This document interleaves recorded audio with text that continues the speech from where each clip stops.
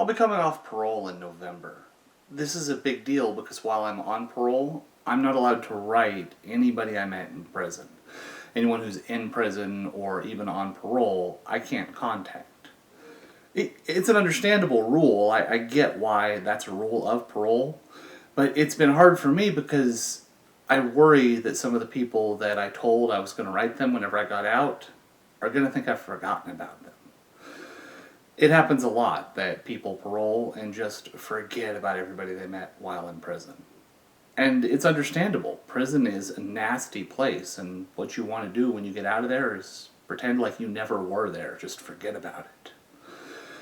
One guy who just deserves a letter from me, who I can't wait to contact, is Scooby.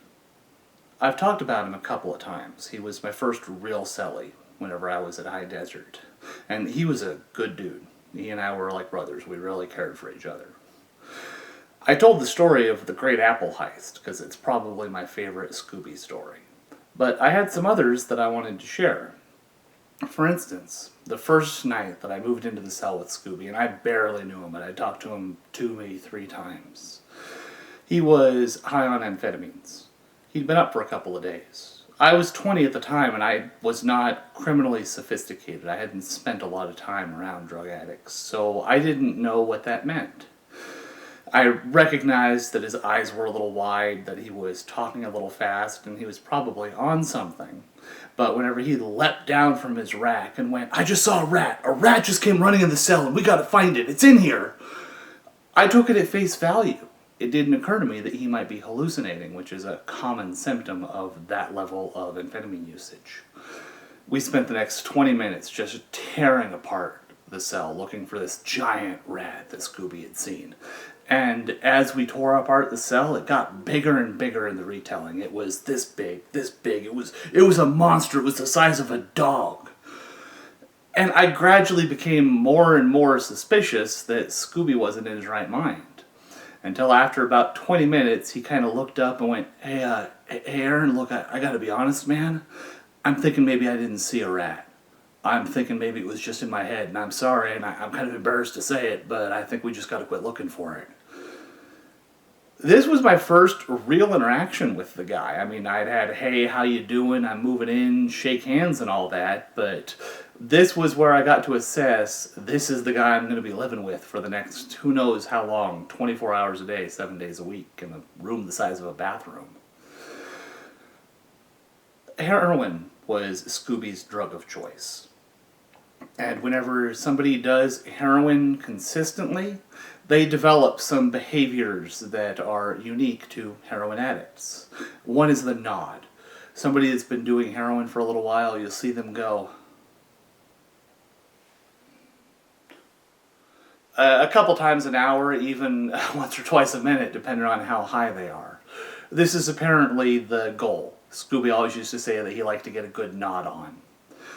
A side effect of this is that you can enter kind of a fugue state in the evenings where you're half asleep, half awake, and he would watch TV all night long and just kind of be in a trance where he wasn't quite awake or quite asleep, and occasionally his dreams or hallucinations or whatever they were would bleed into the real world. A memorable occasion of this was one night whenever I was sleeping at about 2 in the morning. Scooby turned on the bright light. You see, you have a dim light and a bright light in a cell. The dim light is very dim. It's like a night light. The bright light is very bright, as you would expect.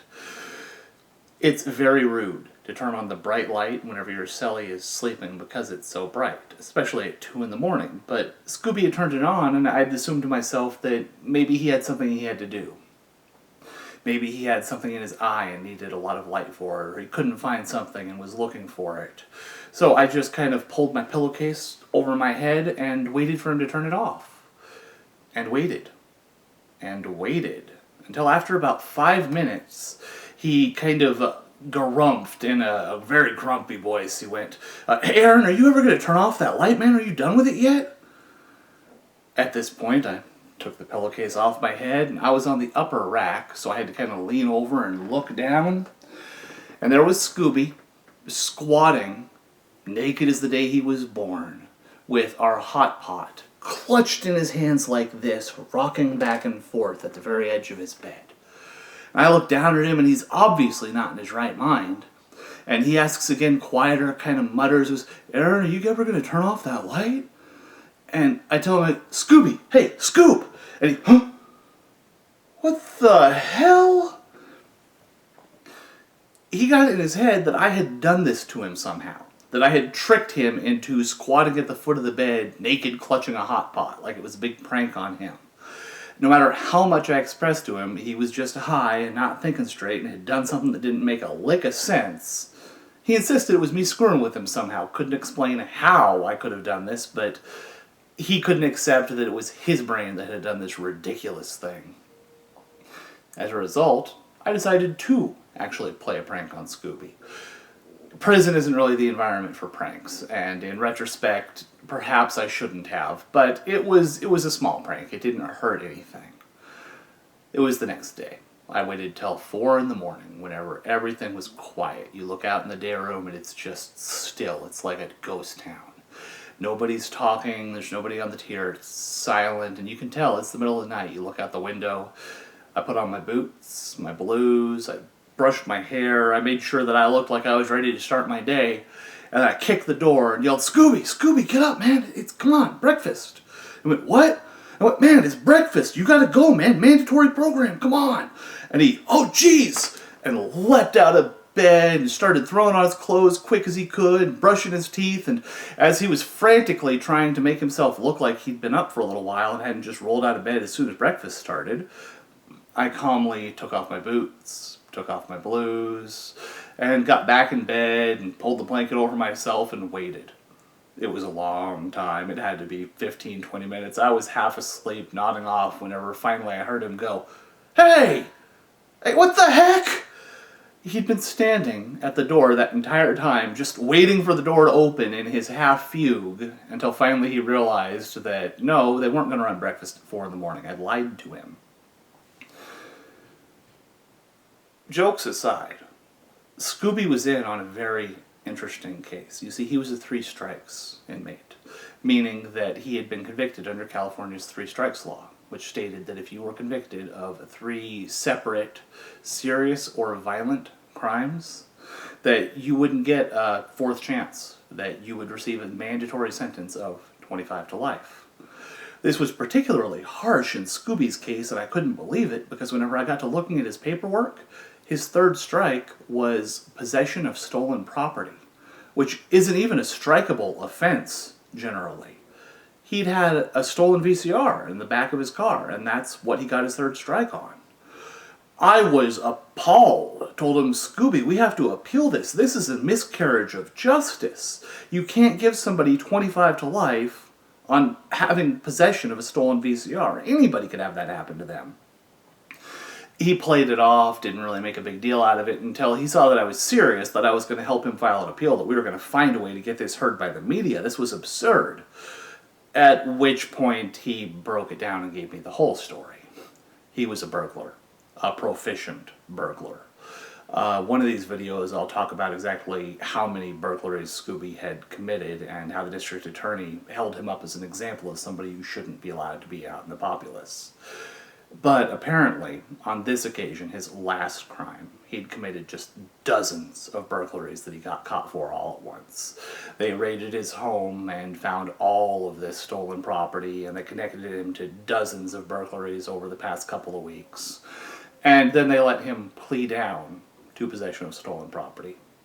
The deal was he was going to get 25 to life either way, but at least this way, whenever he went to board, he could say that he got 25 to life on just a small crime instead of 40 burglaries. It saved the district attorney the difficulty of prosecuting a case, which, while it was a home run case, they don't like to prosecute anything they don't have to if they can plea bargain out because it's so expensive and timely. Conversely, Scooby was going to be able to go to board and say, "Hey, you should let me out as soon as you can, because I'm in on such a petty crime." Incidentally, that "as soon as you can," because he was convicted in 1996, is right now. Scooby should be coming up to his board and hopefully getting out right around the time I come off of parole. I'm really hopeful that we'll get to do a video of my driving to where he is and picking him up at the gate and taking him home, buying him a steak, and just getting to tell him what a great guy he was for me and how he helped me whenever I needed it. It's easy to forget about the people that are important to us whenever we move on to a new environment. People parole from prison and just don't think about the people that were important to them whenever they were there. More commonly, maybe you get a new job, and all of your friends from your old job you just don't think about anymore because they're not a part of your life.